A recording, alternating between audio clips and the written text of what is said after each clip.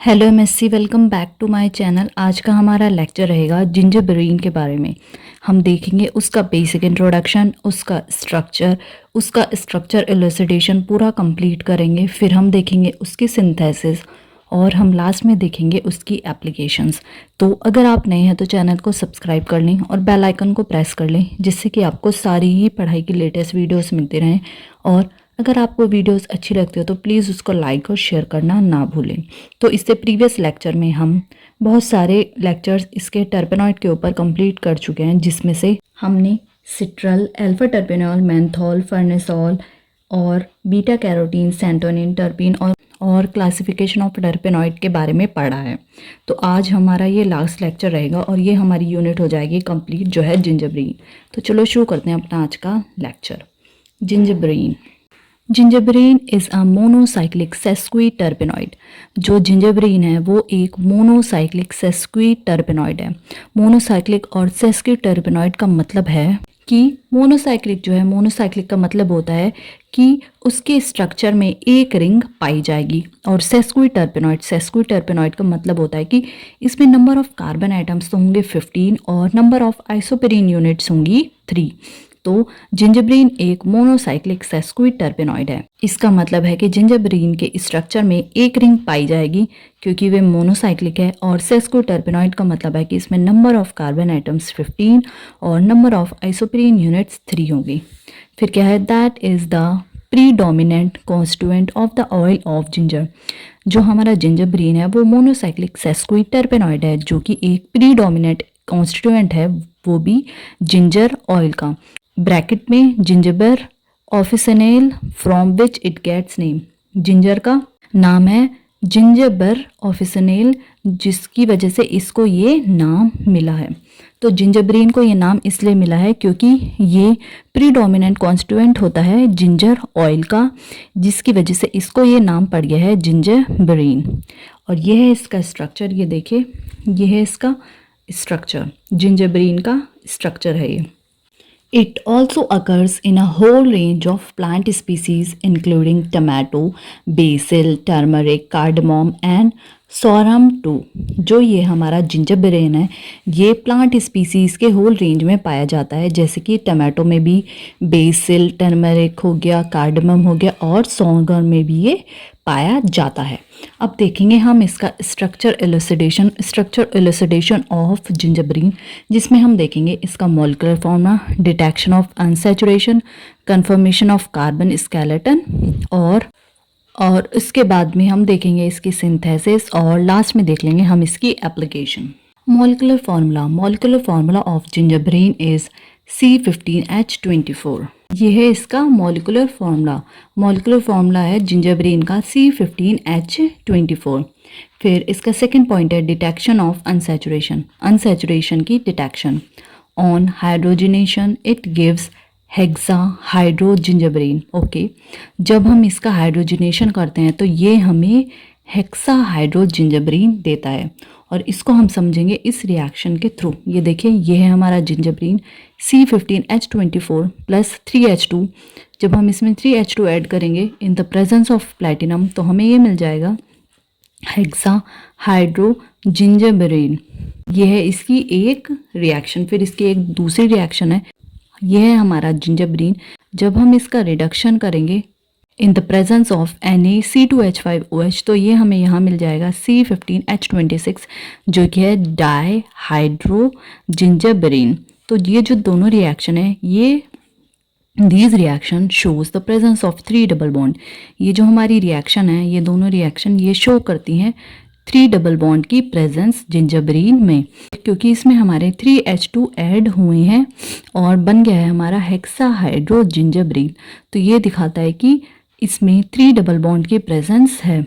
तो इसका molecular formula है जिंजरब्रेन का C15H24, और अनसैचुरेशन की डिटेक्शन हम ऐसे करते हैं, जब हम इसका हाइड्रोजनेशन करते हैं तो ये हमें हेक्सा हाइड्रो जिंजरब्रेन देता है।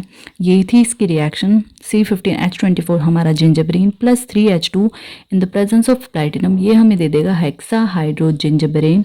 फिर इसकी दूसरी रिएक्शन थी, यह है C15H24 हमारा जिंजरब्रेन। जब हम इसका रिडक्शन करेंगे इन द प्रेजेंस ऑफ Na(C2H5OH), तो ये हमें दे देगा C15H26, जो कि है डायहाइड्रोजिंजबेरेन। तो ये जो दोनों रिएक्शन है ये शो करती है कि इसमें 3 डबल बॉन्ड प्रेजेंट होती हैं। अब देखेंगे हम इसका कंफर्मेशन ऑफ कार्बन स्केलेटन का confirmation. Conformation of carbon skeleton. Ozonolysis of gingerberrin gives acetone, levulinic acid and succinic acid. जब हम ओजोनोलाइसिस करते हैं जिंजरबेरेन का तो वो हमें एसीटोन, लेवुलिक एसिड और सक्सेनिक एसिड देता है।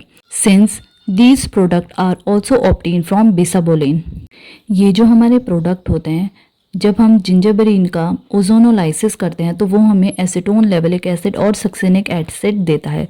तो ये जो हमारे तीनों प्रोडक्ट होते हैं acetone, levulinic acid and succinic acid ये हमें बिसाबोलिन से भी ऑब्टेन होते हैं। It appears probable that zingiberene and bisabolene have the same carbon skeleton. इसलिए ये माना जाता है, ये थोड़ा अपीयर होता है कि ये देखा गया है कि प्रोबेबली जो जिंजरबेरेन है और बिसाबोलिन है उसके पास सेम कार्बन स्केलेटन होगा, क्योंकि उससे हमें यही तीनों प्रोडक्ट मिलते हैं। ये देखिए ये है हमारा जिंजरबेरेन का जब हम ओजोनोलाइसिस करेंगे O3 तो हमें मिल जाएंगे 3 प्रोडक्ट जो हैं हमारे एसीटोन, ये है हमारा सक्सेनिक एसिड और ये है हमारा लेवुलिक एसिड। तो जब हम ओजोनोलाइसिस करते हैं जिंजरबेरेन का तो हमें 3 प्रोडक्ट मिलते हैं जो होते हैं एसीटोन, सक्सेनिक एसिड और लेवुलिक एसिड। और जैसे कि हमने देखा है और ऐसा देखा गया है कि जब हम बिसाबोलिन का ओजोनोलाइसिस करते हैं यही हमें सेम प्रोडक्ट मिलते हैं, यही प्रोडक्ट्स हमको मिलते हैं। तो इसलिए ये देखा गया है कि इन दोनों का जो होता है वो सिमिलर कार्बन स्केलेटन होता है। ठीक है, अब हम देख लेंगे जिंजरबेरेन की सिंथेसिस ऑफ जिंजरबेरेन का सिंथेसिस। ये देखें जिंजरबेरेन का सिंथेसिस कैसे होता है। ये है हमारा मिथाइल हेप्टानोन, हमने लिया है अपना मिथाइल हेप्टानोन, उसके बाद में प्लस पैरा एनिसिल मैग्नीशियम ब्रोमाइड, हमने लिया है पैरा एनिसिल मैग्नीशियम ब्रोमाइड। हमने जिंजरबेरेन की सिंथेसिस के लिए सबसे पहले लिया है मिथाइल हेप्टानोन, फिर उसके बाद में हमने लिया है पैरा एनिसाइल मैग्नीशियम ब्रोमाइड। तो जब हम इन दोनों को रिएक्ट कराएंगे तो ये हमें ये दे देगा। उसके बाद में इसमें से हम -H2O निकाल देंगे, H2O जो होगा हम उसको बाहर निकाल देंगे तो हमें मिल जाएगा अपना ये प्रोडक्ट। उसके बाद में हम इस प्रोडक्ट में क्या करेंगे, ब्रिज रिडक्शन करेंगे, अपना ब्रिज रिडक्शन करेंगे, वो भी किसके प्रेजेंस में, Na(C2H5OH) और NH3 की प्रेजेंस में हम इसका ब्रिज रिडक्शन कराएंगे और हमें मिल जाएगा ये। उसके बाद में H+ लेके हमें ये मिल जाएगा अपना ये कंपाउंड। उसके बाद में हम करेंगे CH3MgI और ये मिलेगा हमें उसके बाद अपना प्रोडक्ट। और सबसे लास्ट स्टेप में हम करेंगे -H2O बाहर निकाल देंगे और एनहाइड्रोज ऑक्जेलिक एसिड लेंगे और हमें मिल जाएगा अपना जिंजरबेरेन। ये था हमारा इसकी सिंथेसिस की, इसमें हमने स्टार्ट किया है अपना जिंजरबेरेन का सिंथेसिस, वो भी मिथाइल हेप्टानोन और पैर एनिसिल मैग्नीशियम ब्रोमाइड के साथ। फिर हमें ये प्रोडक्ट्स इसके मिलते रहेंगे और लास्ट में फाइनली हमें मिल जाएगा अपना जिंजरबेरेन। इसके बाद में हमें ये मिलेगा, फिर हम -H2O बाहर निकालेंगे, हमें ये मिल जाएगा। उसके बाद में इसका ब्रिज रिडक्शन करेंगे इन द प्रेजेंस ऑफ Na(C2H5OH) और NH3 तो हमें ये मिलेगा।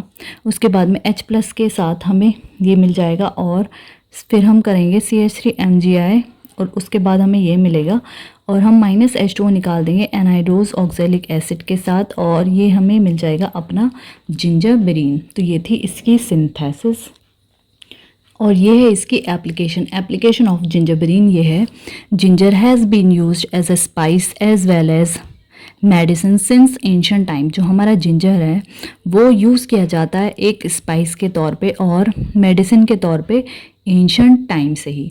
और इसकी सेकंड एप्लीकेशन ये है, it can be used for treating upper respiratory tract infections जैसे कि कफ, ब्रोंकाइटिस हो गया। तो जो हमारा जिंजरब्रेन है वो यूज़ किया जाता है जो अपर रेस्पिरेटरी ट्रैक्ट के इन्फेक्शंस होते हैं, जैसे कि कफ, ब्रोंकाइटिस हो गया। तो यह है इसकी एप्लीकेशन की ये यूज़ किया जाता है as a spice as well as medicine ancient times के दौर से। और इसको हम यूज़ करते हैं अपर रेस्पिरेटरी ट्रैक्ट के इन्फेक्शन को ट्रीट करने के लिए, जैसे कि कफ, ब्रोंकाइटिस हो गया। तो ये है इसकी एप्लीकेशन। और हमने ये देखा था इसका सिंथेसिस, जिसमें हमने इसकी सिंथेसिस स्टार्ट की थी मिथाइल हेप्टेनॉन और पैरा एनिसाइल मैग्नीशियम ब्रोमाइड से। और फिर हमने इसके स्ट्रक्चर एलुसिडेशन में देखा था इसका मॉलिक्यूलर फॉर्मूला होता है C15H24। और डिटेक्शन ऑफ अनसैचुरेशन में देखा था कि ये 3 डबल बॉन्ड इसमें प्रेजेंट होती हैं। और इसका कंफर्मेशन ऑफ कार्बन स्केलेटन देखा था कि जिंजरबेरेन और बिसाबोलेन का कार्बन स्केलेटन सेम होता है, क्योंकि इनके पास जो प्रोडक्ट होते हैं वो सेम सिमिलर होते हैं। ये हमने समझा था रिएक्शन के थ्रू। और इसके बेसिक इंट्रोडक्शन में हमने देखा था कि ये एक मोनोसाइक्लिक सेस्क्विटर्पेनॉइड है। मोनोसाइक्लिक सेस्क्विटर्पेनॉइड का मतलब इसके स्ट्रक्चर में एक रिंग पाई जाएगी, और सेस्क्विटर्पेनॉइड का मतलब है इसमें नंबर ऑफ कार्बन एटम्स होंगे 15 और नंबर ऑफ आइसोपेरीन यूनिट्स होंगी 3। और ये मेजर कॉन्स्टिट्यूएंट प्रीडोमिनेंट कॉन्स्टिट्यूएंट होता है जिंजर ऑयल का, जिसकी वजह से इसका नाम पड़ा है जिंजरबेरेन। और ये था इसका स्ट्रक्चर। तो ये था हमारा आज के लेक्चर में जिंजरबेरेन के बारे में। आज हमने टर्पेनॉइड की यूनिट पूरी कंप्लीट कर दी है। तो अगर आप नए हैं तो चैनल को सब्सक्राइब कर लें और बेल आइकन को प्रेस कर लें, जिससे कि आपको सारी पढ़ाई की लेटेस्ट वीडियोस मिलती रहें। और अगर आपको वीडियोस अच्छी लगती है तो उसको लाइक और शेयर करना ना भूलें। Thank you for watching.